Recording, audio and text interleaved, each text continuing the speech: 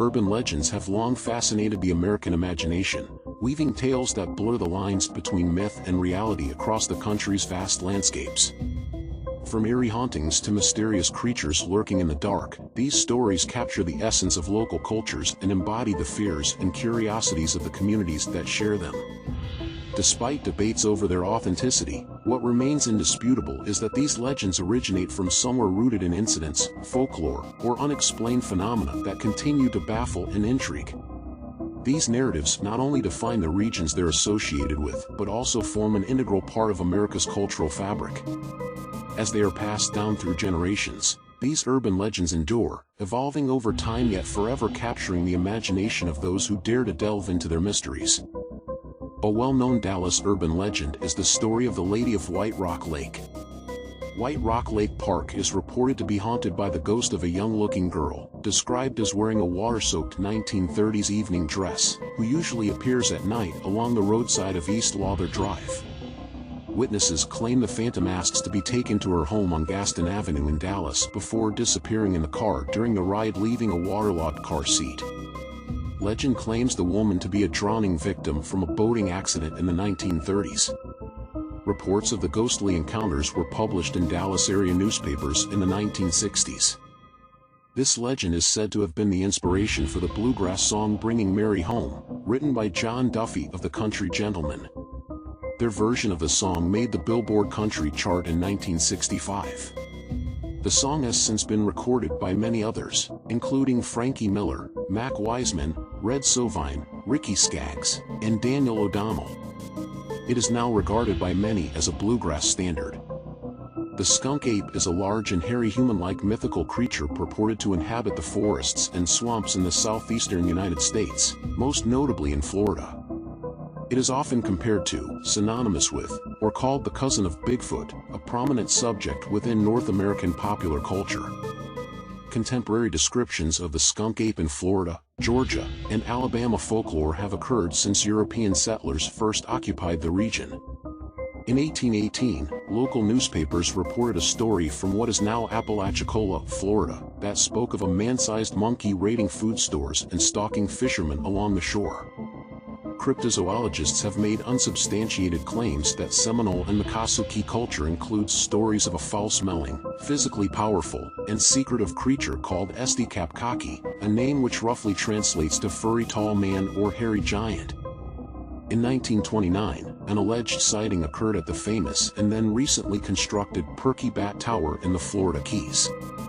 Witnesses reported that an unknown ape-like creature was drawn to the construction site.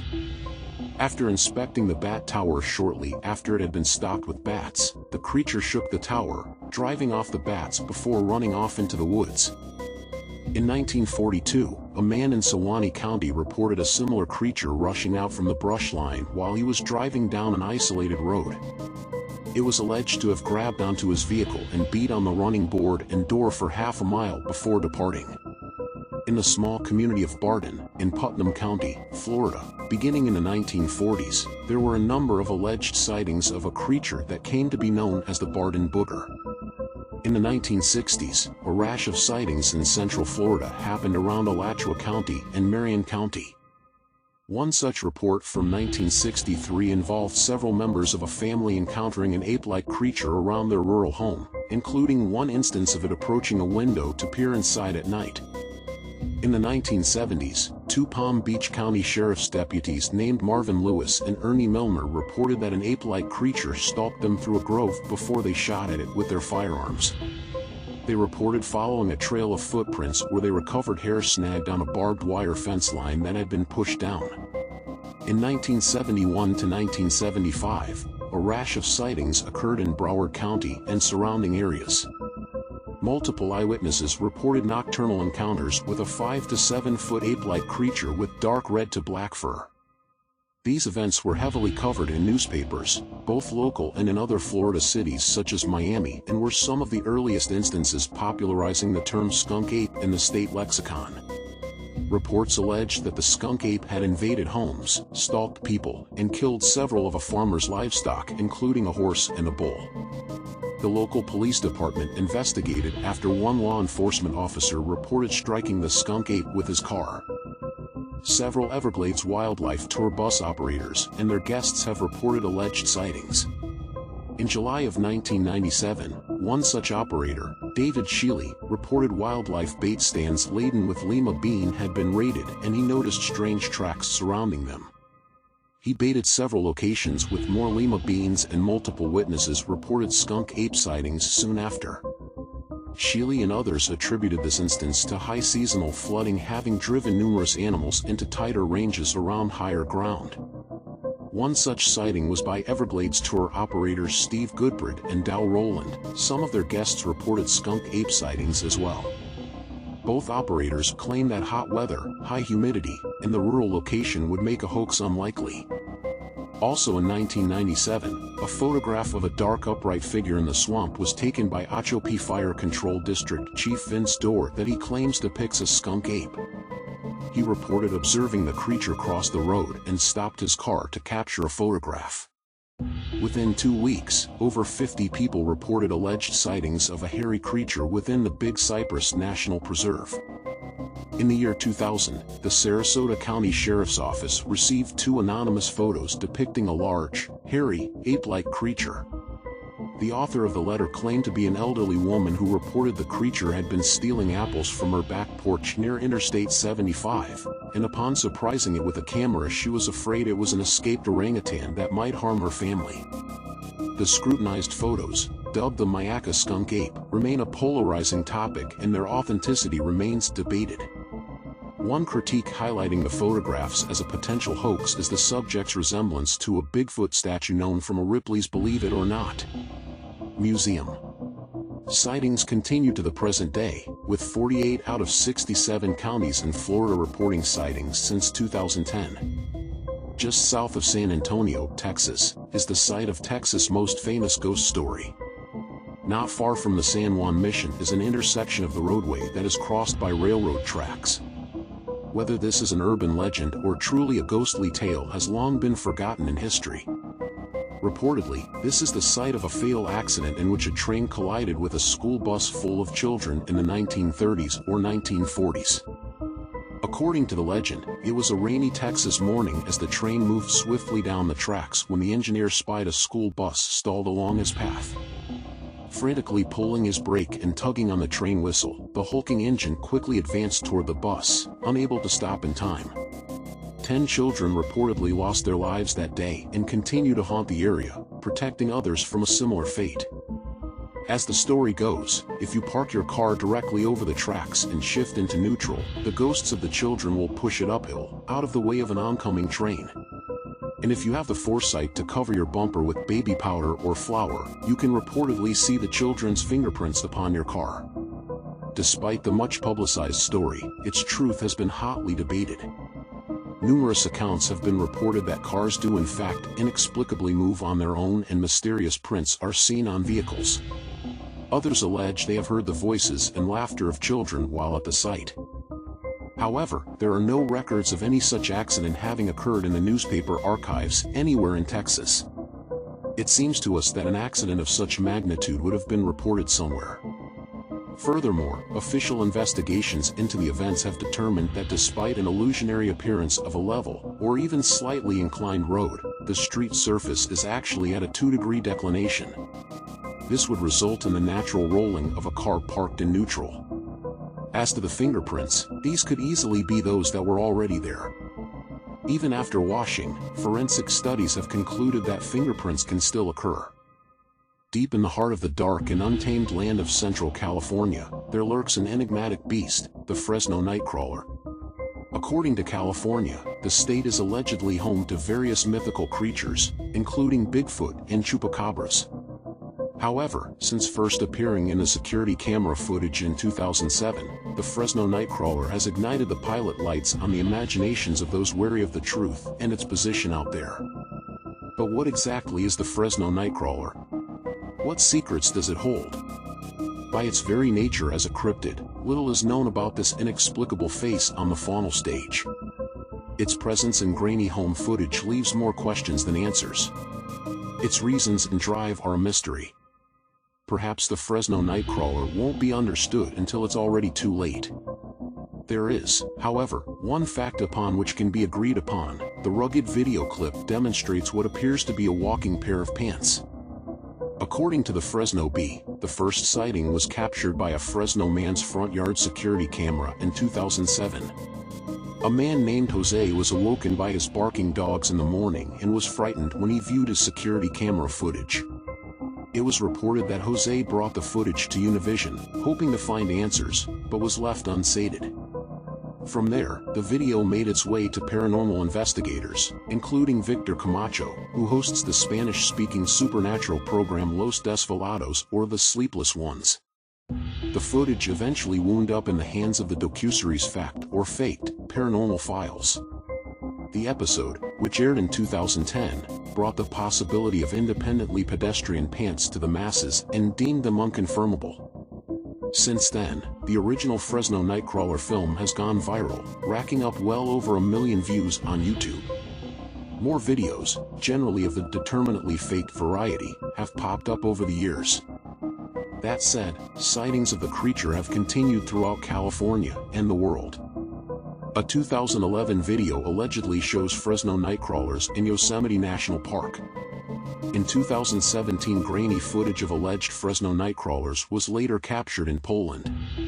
In 2022, Jose's footage made it onto an episode of the history series The Proof Is Out There.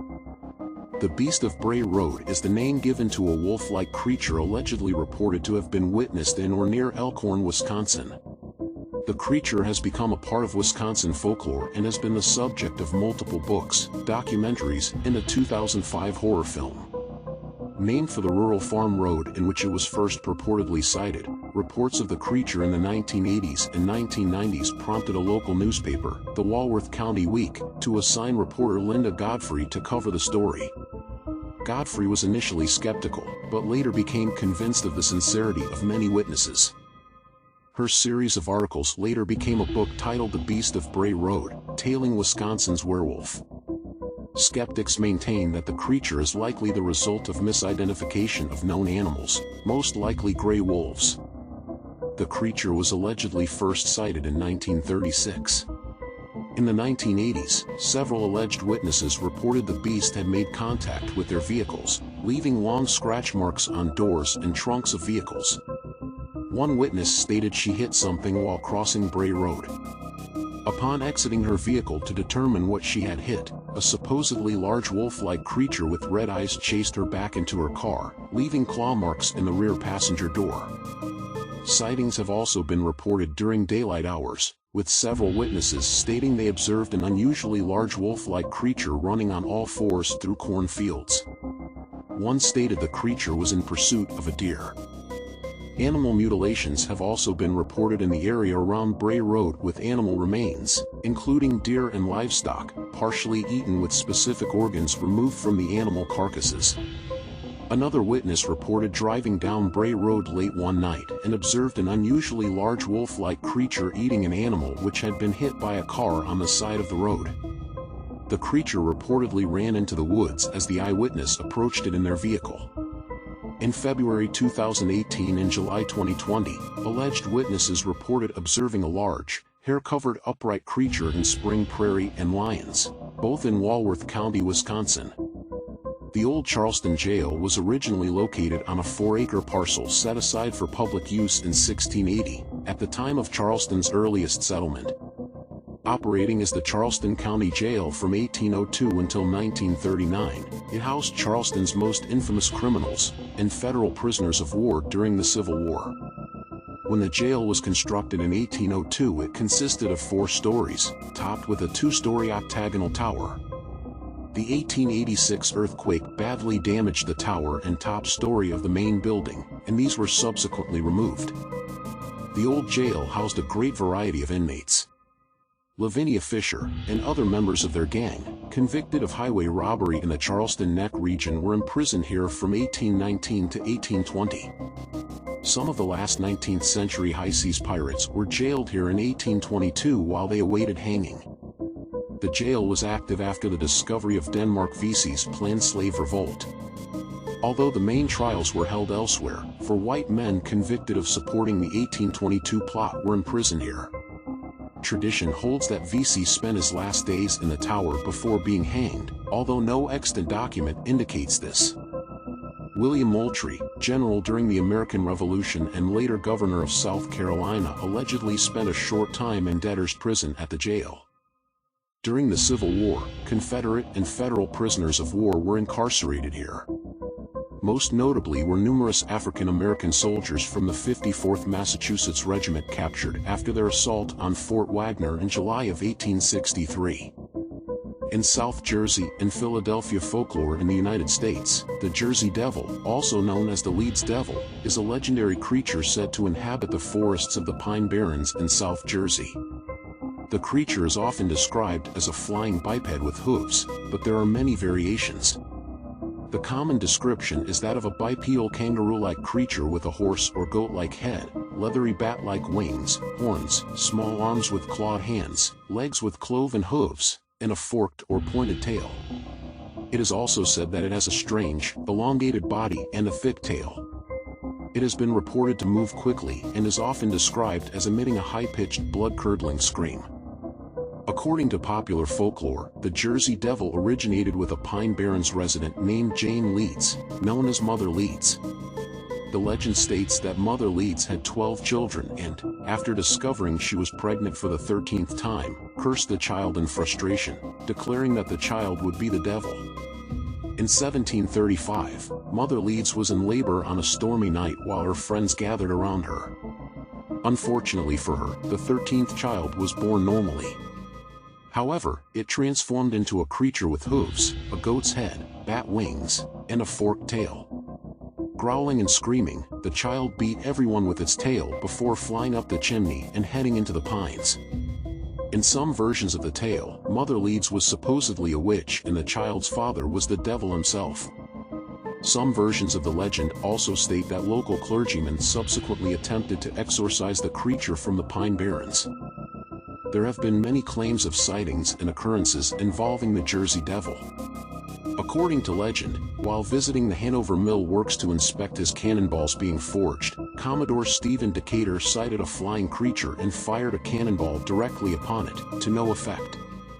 Joseph Bonaparte, elder brother of Napoleon, is also claimed to have seen the Jersey Devil while hunting on his Bordentown estate about 1820.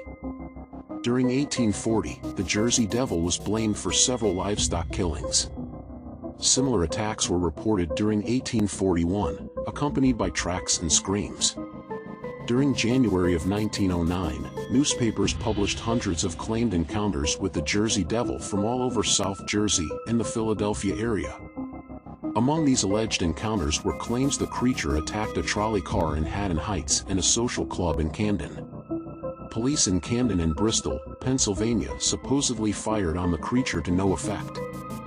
Other reports initially concerned unidentified footprints in the snow, but soon sightings of creatures resembling the Jersey Devil were being reported throughout South Jersey and as far away as Delaware and western Maryland.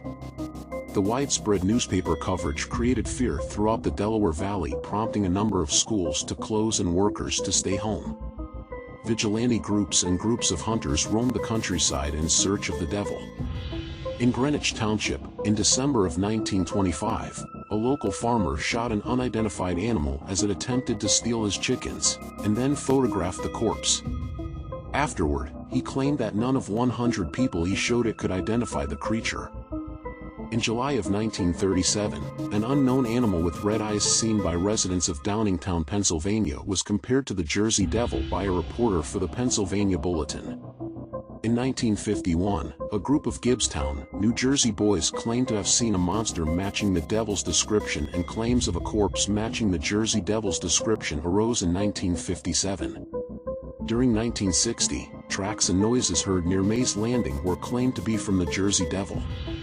During the same year, the merchants around Camden offered a $10,000 reward for the capture of the Jersey Devil, even offering to build a private zoo to house the creature if it was captured. In American folklore, Champ or Champy is the name of a lake monster said to live in Lake Champlain, a 125-mile-long body of fresh water shared by New York and Vermont, with a portion extending into Quebec, Canada. The legend of the monster is considered a draw for tourism in the Burlington, Vermont and Plattsburgh, New York areas. Over the years, there have been over 300 reported sightings of Champ. The original story is related to Iroquois legends of giant snakes, which the Mohawk named Anyarkawa. French cartographer Samuel de Champlain, the founder of Quebec and the lake's namesake, is often claimed to be the first European to have sighted Champ, in 1609. The earliest source for this claim is the summer 1970 issue of the magazine Vermont Life. The magazine quoted Champlain as having documented a 20-foot serpent thick as a barrel, and a head like a horse.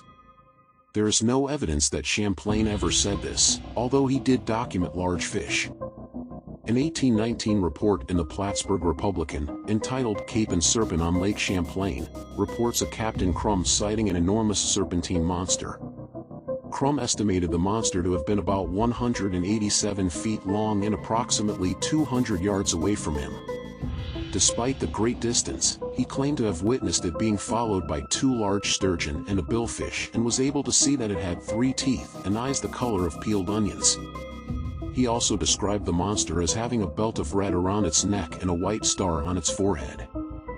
In 1883, Sheriff Nathan Mooney claimed that he had seen a water serpent about 20 rods, or the equivalent of 110 yards in length, from where he was on the shore. He claimed that he was so close that he could see round white spots inside its mouth, and that the creature appeared to be about 25 to 30 feet in length. Mooney's sighting led to many more alleged eyewitnesses coming forward with their own accounts of Champ. The legend of Champ captured the interest of P.T. Barnum, and in 1873 and 1887, the famous showman offered rewards for anyone who could bring him the monster. In 1977, Sandra Monsey took a photograph while on vacation with her family that appears to show the dinosaur with his head out of the lake. The entire bay of the lake where the photograph reportedly was taken is no deeper than 14 feet. According to Joe Nickel, it is unlikely that a giant creature could swim, let alone hide, in such shallow water. It has been suggested that the object in the photograph could possibly be a rising tree trunk or log. In the book The Untold Story of Champ by Robert Bartholomew, it is further revealed that the original photo was sent to Philip Raines, a nautical expert at the State University of New York at Plattsburgh, so that he could examine and hopefully authenticate it. Raines quickly realized that the 2 most vital elements in verifying the photo were missing. Sandra Monsey said that she had thrown away the negative, and that she could not locate where she snapped the photo. Without the negative or location, it was impossible to determine with any degree of certainty what was in the photo. Possessing the negative would allow the image to be magnified to see greater detail, while knowing the location could reveal important clues such as the object's size and distance, and whether the photo was even taken on Lake Champlain. Raines could not authenticate the photo, and the story behind it led to big questions and potential red flags detailed in his book. The Devil's Tramping Ground is a camping spot located in a forest near the Harper's Crossroads area in Bear Creek, North Carolina. It has been the subject of persistent local legends and lore, which frequently allege that the devil tramps and haunts a barren circle of ground in which nothing is supposed to grow. It has frequently been noted on lists of unusual place names. Legends about the ring are well known in local communities. These include the disappearance of objects left within the ring overnight, dogs yipping and howling, not wanting to go near it, and strange events occurring to those who spend the night within its boundaries. It has been alleged that nothing has grown within the 40-foot ring for 100 years. Supposedly it is where the devil walks in circles on certain nights, thinking of ways to bring his evil into this world. John William Hardin of Greensboro, North Carolina was a journalist, newspaper editor, author, and advisor to North Carolina governors and textile executives, said the following about the Devil's Tramping Ground. Chatham natives say that the devil goes there to walk in circles as he thinks up new means of causing trouble for humanity.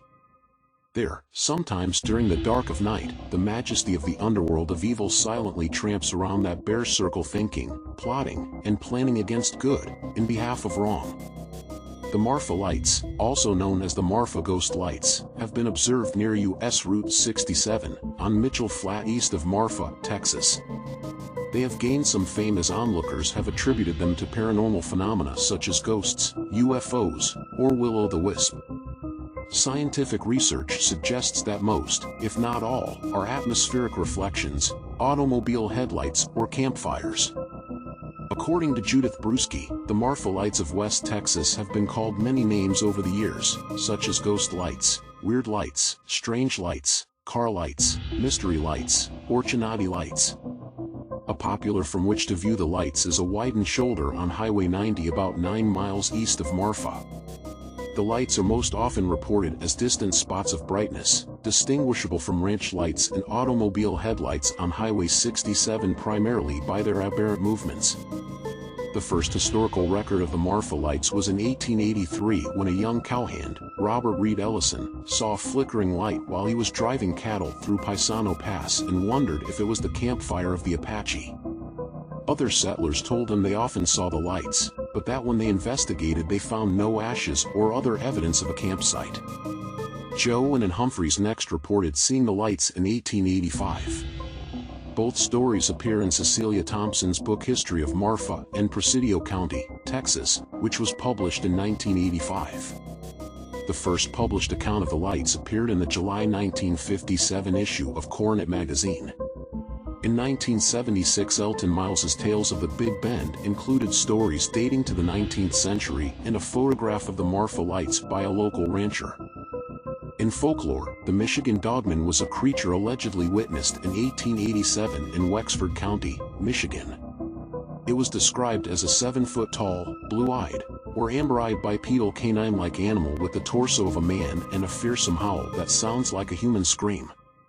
According to legends, the Michigan dogman appears in a 10-year cycle that falls on years ending in 7. Sightings have been reported in several locations throughout Michigan, primarily in the northwestern quadrant of the Lower Peninsula.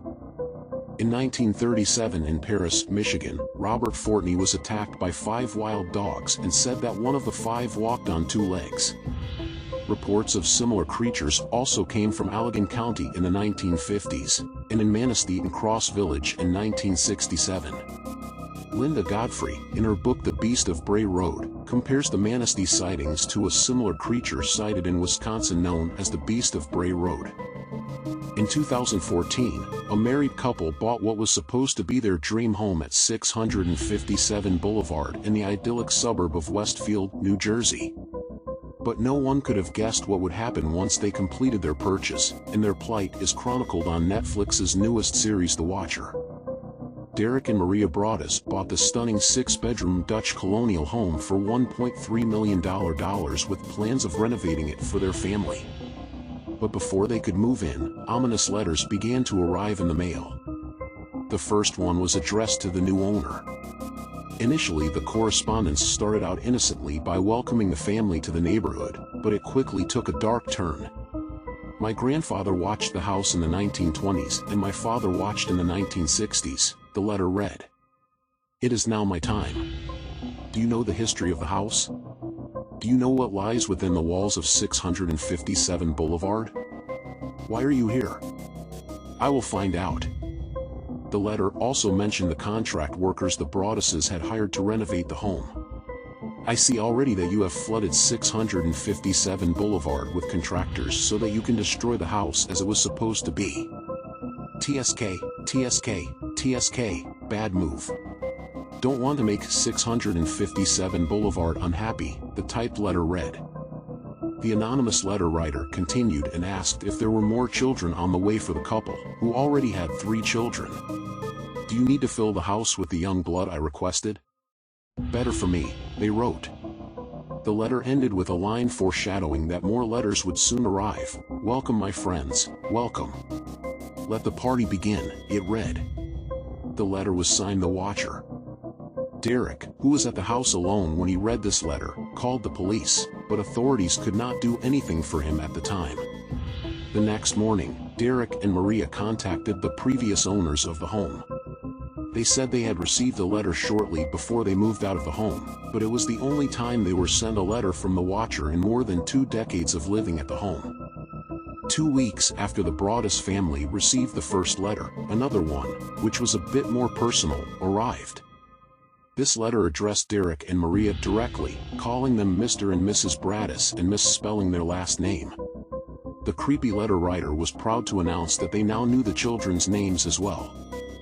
"I am pleased to know your names now and the name of the young blood you have brought to me," the second letter read. One especially chilling excerpt of the letter read, "Will the young blood play in the basement? Or are they too afraid to go down there alone?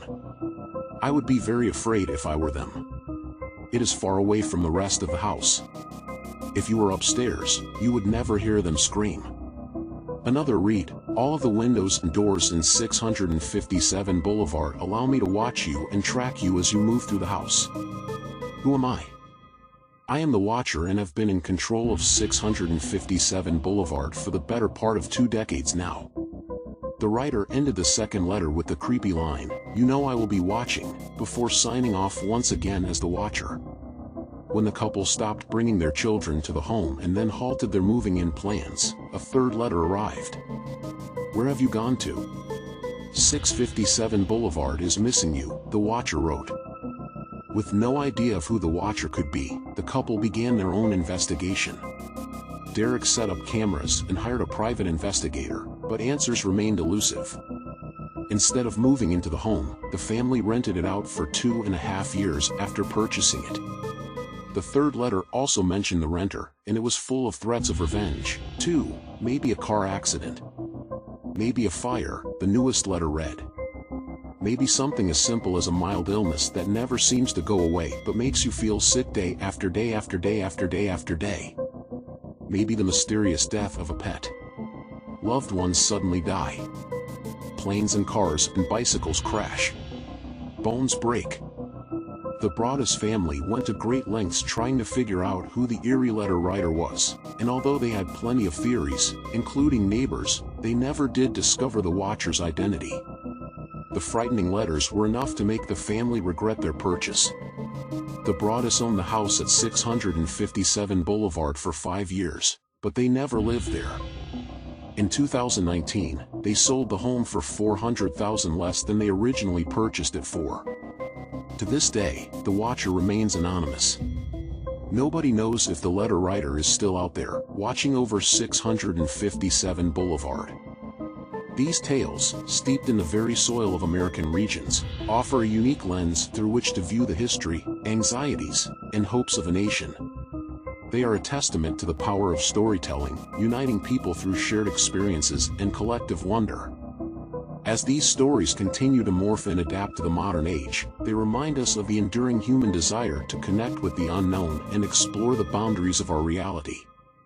In the end, urban legends not only preserve the past, they also inspire us to imagine and question what lies beyond the edges of the known world.